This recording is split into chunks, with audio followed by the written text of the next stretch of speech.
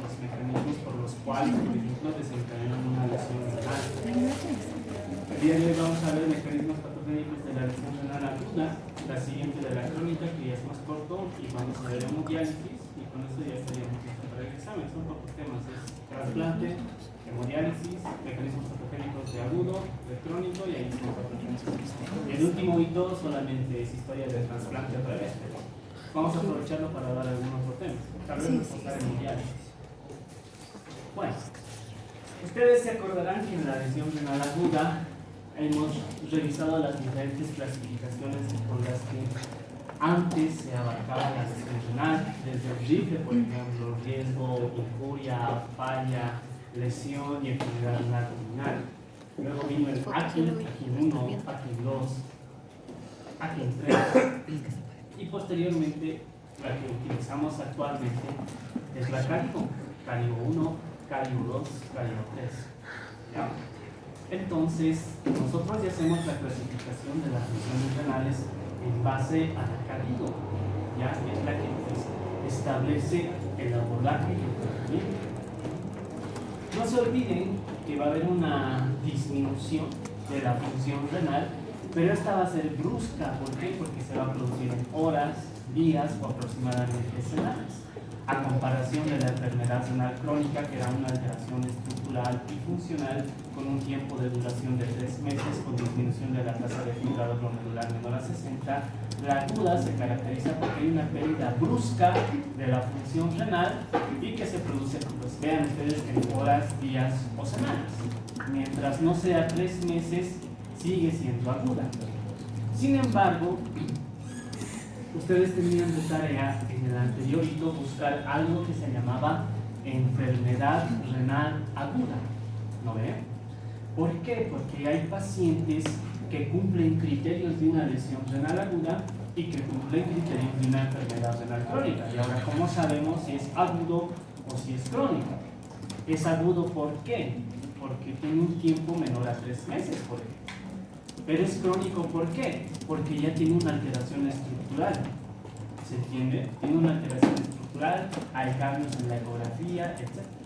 Entonces tú no sabes, ahora es crónico, o es agudo, o es una enfermedad renal aguda. Entonces ese es un término que ya se encuentra acuñado actualmente porque cumple las características y las definiciones tanto para una lesión renal aguda como para una enfermedad renal crónica.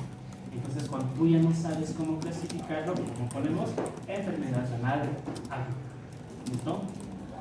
En la aguda, lesión renal aguda, se van a acumular todos los azoados. ¿Por qué? Porque el riñón no va a tener capacidad de depurar. Se empieza a acumular creatinina, se empieza a acumular la urea y se empieza a acumular el nitrógeno ureico sérico. Sin embargo, la creatinina es muy dinámica, tiene cambios dinámicos. Yo ya les había mencionado muchas veces, si tomamos creatinina a todos ustedes, todos pueden estar con creatininas, no sé, de 1.2, 1.3, 1.4, de 1, 0.9, aparentemente todos están bien. Mañana tomamos un nuevo control de laboratorio y no sé, va a haber colegas que estaban con creatinina de 1.0 y mañana aparecen con 1.4. La pregunta es lesión renal aguda? ¿Se han incrementado los azoados? Y la respuesta es no, hay que correlacionarlo con la clínica. Si yo les preguntara para ustedes cuál tiene mayor validez, la creatinina o controlar el volumen, la diuresis y el flujo urinario en el paciente, ¿cuál va a ser más confiable? Controlar ¿cuál? La diuresis, ¿ya? Porque la creatinina cambia, tiene cambios, no es la misma, ¿se entiende? Que tomas una creatinina en la mañana y para la noche ya va a tener otro valor. Porque no olviden que la creatinina también es producto de la degradación de proteínas musculares, ¿no? En particular la creatinasa. Entonces, tiene cambios. Tú no vas a monitorizar todo el tiempo con la creatinina. Obviamente se va a ir incrementando, pero lo que va a mandar en el paciente va a ser la evaluación clínica. Tú ves y el paciente ya tiene diuresis disminuida, el flujo urinario está menor a 0.5, en 24 horas ya ha orinado menor a 500 ml, entonces el paciente empieza con episodios de oliguria, oligoanuria y posteriormente puede llegar a anuria. Y como el paciente ya no orina, ya no elimina sus productos de azoados y ya no puede controlar el medio interno, ¿ya? no va a poder controlar el medio interno, entonces empieza a hacer trastornos hidroelectrónicos. Pero no olviden que el riñón pues prácticamente regula todo el medio interno en cuanto a agua, electrolitos, sodio, potasio, cloro, magnesio, fósforo, y también regula el pH. ¿Vale? Regula el pH porque tiene la capacidad de sintetizar, reabsorber el bicarbonato y también de excretar hidrogeniones. No olvidemos también que el riñón produce el 10% de la eritropoyetina, entonces también contribuye en el proceso de eritropoyesis, y cuando ya es crónico, obviamente el paciente va a tener una disminución en la hemoglobina.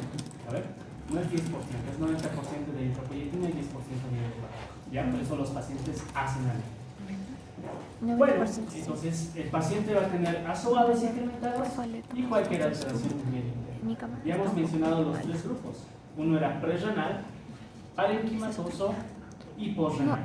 O también se les puede decir prerrenal, intrarrenal u obstructivo, ¿ya? Pero prácticamente es prerrenal, renal y posrenal, ¿ya?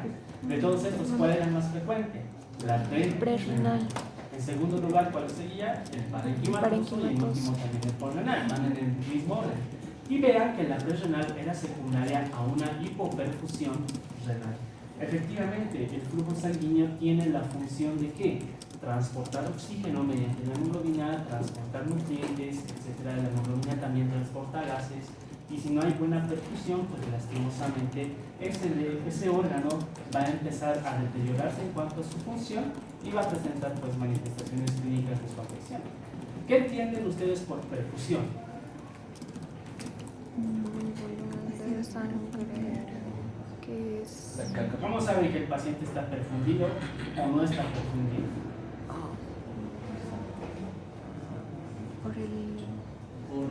Por la presión. Por la presión. Por la presión Ya media, digamos, podemos utilizarlo como un valor, un parámetro para... Ya vale, lo que dice el compañero es correcto. Uno va, le toma la presión, la presión puede estar, no sé, 110, 70, y uno dice tiene buena presión, entonces está adecuadamente perfundido, calcula la presión arterial media y dice, pues sí, el paciente está perfundido. Pero ¿qué tal si es un paciente con hipertensión arterial crónica? Ustedes saben que estos pacientes ya se acostumbran a otro tipo de presiones. Entonces, digamos que toda su vida este paciente ha vivido con una presión de 150-100, le dan el tratamiento antihipertensivo, ahora está con 160, y esa presión que para nosotros es normal, ahora para él es hipotensión. Entonces, perfusión es igual a presión arterial. ¿Cómo evalúan la perfusión?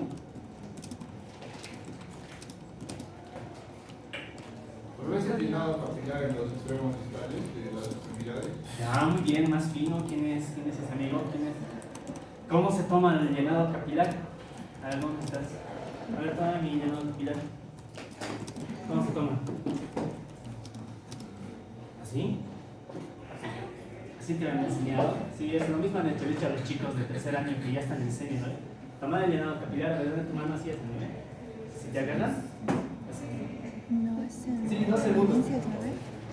El llenado capilar es tanta técnica, no es te presionas un ratito su uña y te fijas si es mayor a 2 segundos o menor a 2 segundos. Aunque no crean, el llenado capilar se debería tomar con un portaobjeto. Todos deberíamos tener un portaobjeto en el bolsillo. Tú vas con el portaobjeto y haces presión en la parte distal del dedo durante 10 segundos, así contando. 1, 2, 3, cuentas 10, sueltas y recién ves si el llenado capilar está mayor a 2 o menor a 2. Si es un llenado capilar prolongado, significa que el paciente no tiene buena perfusión.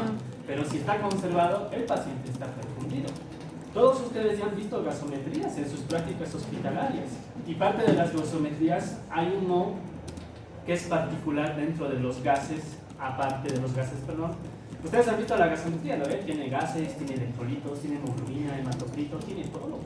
Pero hay algo que se llama lactato. El lactato, por ejemplo, sirve para monitorizar, ¿ya? El lactato, ¿cuánto es su valor normal? Menor a 2 milimoles litro. Cuando ve uno un lactato de 4, de 5, de 6, de 7, se preocupa, porque en otros países el lactato es marcador pronóstico de mortalidad. Tú ves lactato de 7 y puedes decir, no, este paciente se va a morir, ¿ya? Pero en nuestro medio no es así, se hace unas reanimaciones. Aunque no crean, miren, la gasometría, ¿cuánto cuesta? El más barato debe estar por lo menos 300 bolivianos si tienes lactato. Ya los estudios han demostrado que el llenado capilar tiene la misma eficiencia que el lactato. Entonces, ¿para qué le vas a hacer gastar al paciente con gasometrías cuando si tú tomas llenado capilar ya tienes idea si está adecuadamente perfundido o no? ¿En dónde hay las fallas? Cuando se realiza la técnica, yo le puedo tomar a él, para mí es 4 segundos, para ella es 2 segundos, para ella es 3 segundos, y ya empieza a variar porque ya hay algo que se llama operador dependiente. Entonces, pues, ahora nos preguntamos a quién le voy a creer, en cuál voy a confiar. ¿Se dan cuenta? Tiene sus limitaciones, pero si no tienes gasometría a la mano, el llenado capilar sí. Entonces, cuando hablemos de perfusión, tienen que acordarse de todo esto. De esto. La perfusión involucra muchas cosas, ¿ya? Entonces, la perfusión, por ejemplo, involucra la vía aérea, como pueden ver ahí, ¿ya? Involucra la vía aérea. ¿Por qué? Porque si no hay una vía aérea, el paciente no va a tener oxígeno y ese oxígeno no va a transportar los gases mediante la hemoglobina. El paciente tiene que tener buena hemoglobina. ¿Cuánto es el valor normal? Mujeres, varones, como promedio le vamos a poner 14 a 17. Imagínense que tenga hemoglobina de 6. ¿Creen que esa hemoglobina esté en capacidad de transportar oxígeno? No. ¿Hidrogeniones? Tampoco. ¿Dióxido de carbono? Tampoco. Tienen que estar conservadas los determinantes del volumen sistólico, la precarga, poscarga, contractilidad. Tiene que tener un buen tono vascular, no va a tener ni vasoconstricción ni vasodilatación. Tiene que tener un gasto cardíaco adecuado. Entonces, vean, todo eso es perfusión. Y de todo eso, ¿qué evalúan ustedes para decir que está adecuadamente perfundido? Lo primero que vamos a ver, presión arterial, llenado capilar y de repente la oximetría. Le ponen el oxímetro, satura más de 90. Pero vean que perfusión involucra muchas más variables. No solamente es tomar presión arterial. Entonces, imagínense, si hablamos de hipoperfusión, significa que todo esto se encuentra alterado. No hay buena disponibilidad de oxígeno, la hemoglobina puede estar deficiente, la precarga, poscarga o la contractilidad o el tono puede estar alterado. Entonces, eso va a causar hipoperfusión. Entonces, si yo les digo la causa de la lesión renal, prerrenal, es por hipoperfusión, ¿en qué van a pensar? En todo lo que ya hemos mencionado. El paciente debe tener mal tono vascular, mal gasto cardíaco, mala precarga, mala poscarga, etc. ¿Se comprende? En todo eso pensamos cuando hablamos de prerrenal. Bien, si no corriges las causas del prerrenal, las prerrenales van a progresar a renales, progresan a parenquimatosos. Pero dentro de los parenquimatosos también hay etiologías establecidas como una alteración glomerular. No se olviden de todas las glomerulopatias. Las causas tubulares, ya hemos hablado pues las alteraciones tubulointersticiales que también se pueden manifestar con lesión renal. Y la causa postrenal es la más fácil, no de diagnosticar, sino es más simple poderlo abordar, ¿ya? ¿Por qué? Porque las causas no son muchas. Hiperplasia benigna de próstata, litiasis renal, haces un examen complementario de imagen, una adecuada anamnesis historia y haces el diagnóstico. Entonces vean, la lesión renal aguda prerrenal, dentro de su etiología hay una hipoperfusión y no hay alteración de la estructura del riñón, ¿ya? El riñón está hipoperfundido, pero estructuralmente no tiene ninguna afección. Es la más frecuente, vean, el 70% de todas las causas, y lastimosamente inicialmente es reversible cuando se le diagnostica de forma apropiada, cuando se hace un abordaje apropiado, y cuando no, lastimosamente esa lesión se hace irreversible y progresa a un parenquimatoso o a una lesión renal como tal, que también se llama necrosis tubular. ¿Por qué? Porque no has corregido la isquemia y esa isquemia estaba mantenida de forma sostenida, ¿ya? Entonces, lastimosamente, cuando no detectan una lesión prerrenal, va a progresar a una renal o parenquimatosa. Entonces, hay hipoperfusión renal. Bien, ¿por qué? Porque no hay buena presión sanguínea. Esa presión cae por debajo de los 60 milímetros de mercurio y obviamente el riñón ya no va a empezar a filtrar. No olviden que parte de sus funciones es la filtración. Entonces no va a empezar a filtrar, no va a depurar los azoados. ¿Listo? ¿En qué casos va a suceder? Puede ser por causas locales, es decir, por alteraciones en el mismo riñón, principalmente por alteración hemodinámica. Sin embargo, hay otras causas que son más generales. Vean, disminución del volumen extracelular. No olviden que tenemos un compartimiento intracelular, extracelular, y el extracelular tiene un compartimiento intravascular y el líquido intersticial. El intravascular es lo que está la bulimia, es el gasto cardíaco.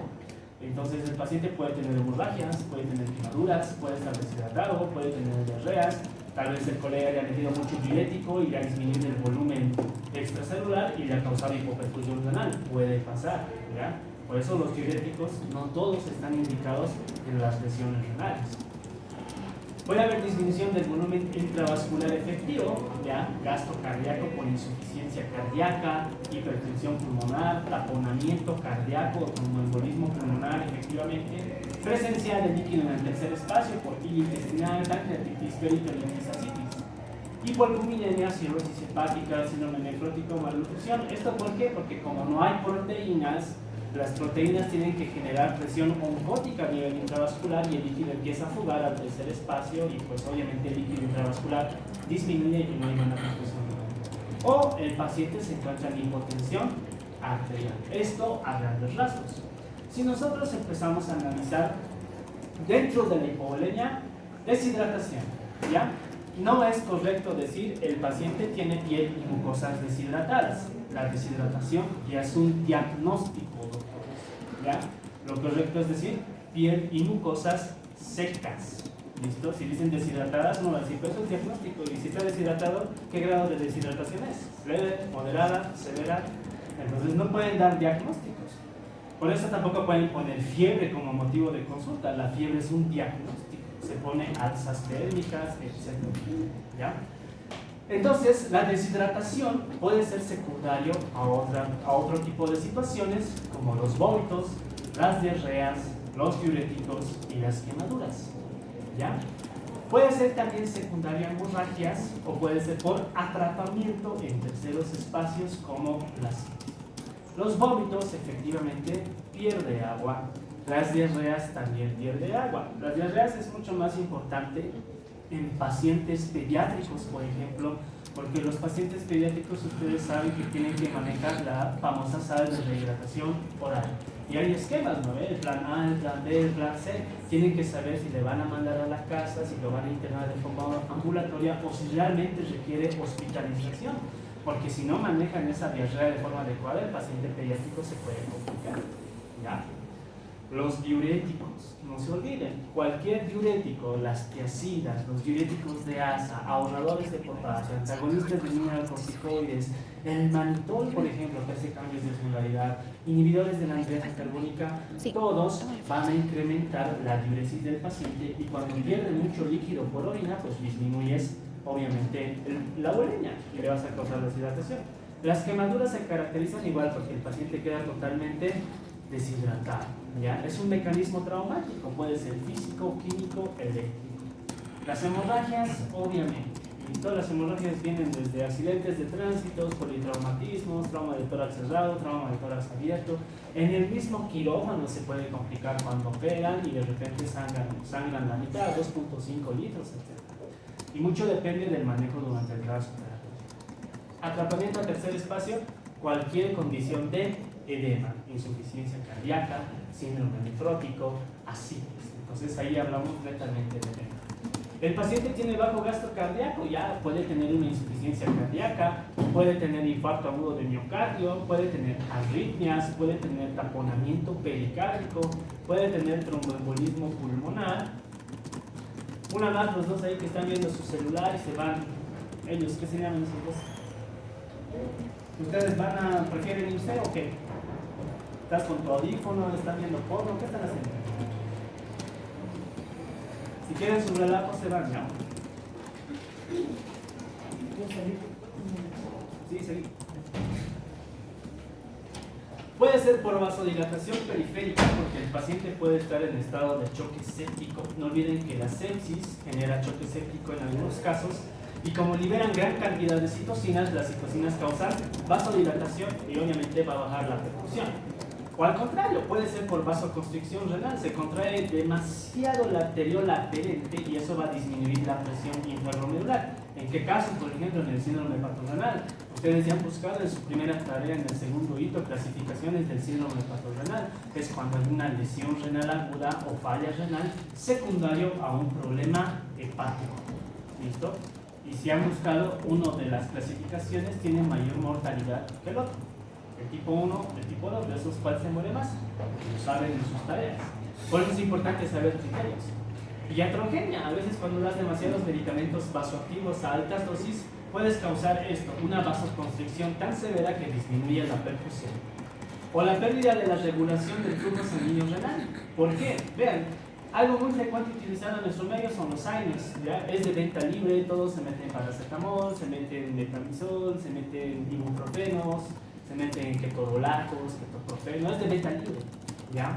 Pero cuando uno lo hace de forma crónico, causa que estos AINES pues disminuyan la síntesis de las prostaglandinas, y no se olviden que las prostaglandinas ayudan en el proceso de ¿qué? Por ejemplo, la prostaglandina I2 es protector de la mucosa gástrica, la E2 produce el mecanismo de la fiebre. La fiebre no es malo, la fiebre es bueno, mejora el proceso de oxonización, ayuda a disminuir lo que va a ser la multiplicación bacteriana, tiene muchas funciones para poder detener la infección. Pero pues nosotros estamos acostumbrados a tratar cualquier signo sintomatológico. Las prostaglandinas también ayudan a la reabsorción de sodio y agua a nivel renal. Como no reabsorbe sodio, no reabsorbe agua, lastimosamente disminuimos la volemia y obviamente eso causa mayor hipoperfusión. Esto también es importante. Cuando utilizan fármacos que bloquean el sistema renina-angiotensina-aldosterona como IECAS o los ARA2, también puede generar vasoconstricción. ¿Por qué? Porque la angiotensina 2 tiene la función de conservar la presión intraglomerular. Pero si tú le das IECAS y le das ARA, ¿va a haber angiotensina? No. Entonces no hay quien conserve la presión intraglomerular y por lo tanto va a haber hipoperfusión. Entonces, si analizamos poco, por ejemplo, vean la hipovolemia, el bajo gasto cardíaco. Hipovolemia, choque hipovolémico.